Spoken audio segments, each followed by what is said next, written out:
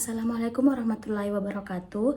Perkenalkan saya Sakinah Pratiwi, NIM 240201020234, Prodi Manajemen S1 dengan mata kuliah Etika Bisnis, dosen Bapak Joko Suharyanto SE MMC POD. Baiklah, materi UTS saya yang akan saya paparkan hari ini yaitu etika bisnis pada industri skincare. Dalam hal ini kasus overclaim dan hidroquinone. Latar belakang yaitu artikel Liputan 6 tahun 2024 mengungkapkan beberapa skincare lokal melakukan overclaim. Nah, kemudian yang kedua ditemukan produk yang mengandung bahan berbahaya yaitu hidroquinone. Nah, yang ketiga kasus mencerminkan masalah kejujuran dan keamanan produk. Kemudian pendapat pribadi saya, menurut saya tidak setuju dengan praktik overclaim pada produk skincare. Alasannya karena praktik tersebut menyesatkan konsumen karena klaim manfaat yang tidak sesuai dengan kandungan sebenarnya. Dalam kasus yang diberitakan dokter estetika menemukan bahwa beberapa produk mengklaim kadar bahan aktif sangat tinggi, namun hasil pengujiannya menunjukkan kadar jauh lebih rendah dari yang tercantum pada label. Selain itu, ditemukan pula produk yang mengandung bahan berbahaya seperti hidroquinone yang seharusnya tidak digunakan dalam skincare pada umumnya karena dapat menimbulkan risiko kesehatan. Fakta ini menunjukkan bahwa overclaim melanggar kejujuran, merugikan konsumen, dan berpotensi membahayakan keselamatan pengguna. Nilai estetika yang diabaikan. Yang pertama, kejujuran. Produsen tidak memberikan informasi yang benar mengenai komposisi produk. Kemudian transparansi, tidak ada kejelasan mengenai kadar bahan aktif yang sebenarnya. Kemudian yang ketiga, tanggung jawab produsen, yaitu lalai memastikan produk aman dan sesuai regulasi. Yang keempat, non-malfeasance, yaitu perusahaan gagal meminimalkan risiko bahaya pada konsumen.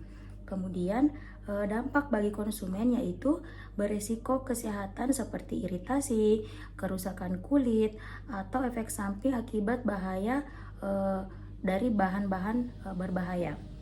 Kemudian merugikan finansial bagi konsumen karena membeli produk yang manfaatnya tidak sesuai dengan klaimnya. Rekomendasi untuk perusahaan. Yang pertama, membangun budaya etis dalam pemasaran. Kedua, melakukan audit internal mutu secara berkala. Yang ketiga, meningkatkan transparansi melalui pelabelan yang akurat. Yang keempat, melakukan pemeriksaan ketat terhadap bahan bakunya dan formulasi. Yang kelima, memastikan klaim produk sesuai dengan bukti ilmiah. Kemudian regulasi yang berlaku atau BPOM. Yang pertama, hidroquinone termasuk bahan yang dilarang atau dibatasi dalam kosmetik. Yang kedua, semua produk wajib melakukan notifikasi BPOM sebelum beredar. Kemudian yang ketiga, BPOM mengatur penandaan klaim dan keamanan bahan kosmetika. Kemudian selanjutnya, pelanggaran terhadap regulasi. Yang pertama, kandungan hidroquinone pada produk tertentu, label produk tidak sesuai dengan hasil uji laboratorium, kemudian klaim tidak dapat dibuktikan. Langkah yang harus diambil oleh perusahaan. Pertama, meninjau ulang seluruh bahan baku untuk memastikan tidak ada kandungan yang dilarang atau dibatasi, termasuk hidroquinone. Kemudian yang kedua, melakukan proses notifikasi BPOM secara benar dengan melampirkan data keamanan, hasil uji laboratorium, serta formulasi produk secara lengkap. Kemudian yang ketiga, memperbaiki label dan klaim produk agar sesuai dengan bukti ilmiah dan tidak berlebihan atau non-overclaim. Yang keempat, menerapkan sistem pengawasan mutu atau quality control untuk memastikan konsistensi formula dan keamanan produk sebelum dipasarkan. Nah, yang kelima, melakukan koreksi atau penarikan produk atau recall jika ditemukan pelanggaran terhadap regulasi atau adanya risiko bagi konsumen. Selanjutnya, outcome jika perusahaan menerapkan etika bisnis. Yang pertama, kepercayaan konsumen meningkat, produk lebih aman dan berkualitas, reputasi perusahaan membaik, risiko hukum dan kerugian menurun. Kemudian yang kelima, industri menjadi lebih sehat dan kompetitif.